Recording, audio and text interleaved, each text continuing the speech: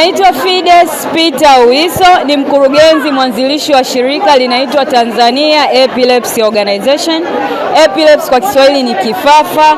Sisi tuna champions haki za watu wenye kifafa, lakini pia tunafanya kazi na wazazi wenye watoto wenye ulemavu wa ufahamu. Ofisi zetu ziko Kimara Suka, eneo linaitwa Blue Gate. Ukifika tu hapo Blue Gate utakuta ofisi zetu pale. Yes, tunapambana kuondoa unyanyapaa na kusaidia watu wenye kifafa waweze kupata haki zao, kwa sababu kwenye kifafa kitu watu wanachokumbana nacho zaidi ni huo unyanyapaa. Kama mwanafunzi ataambiwa asiende shule tena mpaka apone, mfanyakazi atafukuzwa.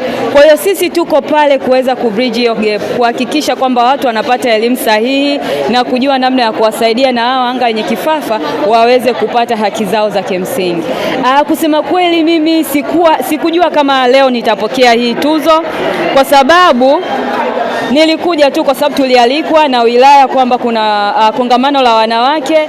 Kwa hiyo mimi nimekuja, na nilivyoitwa kwamba nimepokea tuzo nimefurahi sana, kwa sababu kwanza hili ni deni la kuendelea kufanya kazi kwa ukubwa zaidi, na naamini pale ndani kuna wengine walikuwa hawanifahamu, lakini kupitia leo wameweza kunifahamu na kuweza kuendelea kutaka kujua na kuweza kuhakikisha hizi harakati za kuondoa unyanyapaa na kusaidia watoto zinaweza zikafikiwa kwa ukubwa. Niseme naishukuru serikali ya Jamhuri ya Muungano wa Tanzania, na mshukuru rais wetu mama yetu Samia Suluhu kwa kazi kubwa anayoifanya kwa watu wenye ulemavu, lakini pia kwa wanawake, na jitihada nyingi ambazo wanatusaidia miundombinu na kila kitu kiweze kwenda vizuri. Changamoto kubwa ambayo tumekutana nayo ni kwamba bado unyanyapaa ni mkubwa.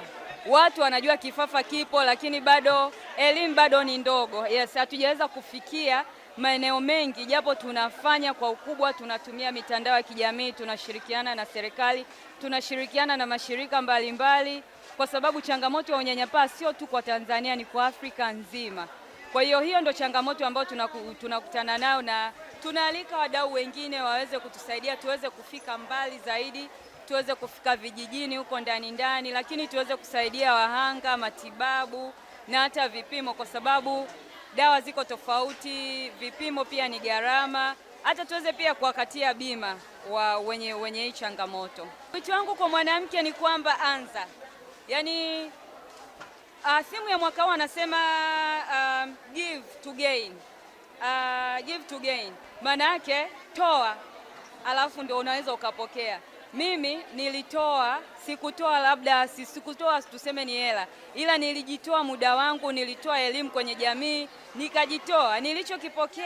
Nilipokea uongozi. Sasa hivi mimi ni mkurugenzi mwanzilishi wa hili shirika. Nilipokea community, nilipokea watu ambao sasa hivi tunafanya nao kazi. Nimepokea recognitions kama hizi hapa. Kwa hiyo mwanamke unayepitia changamoto, hebu iangalie changamoto yako kwa jicho la utofauti. Usiangalia kama kitu ambacho kitakumaliza. Angalia ni kama kitu ambacho kimeletwa kwenye maisha yako kwa ajili ya kuleta suluhu kwenye jamii.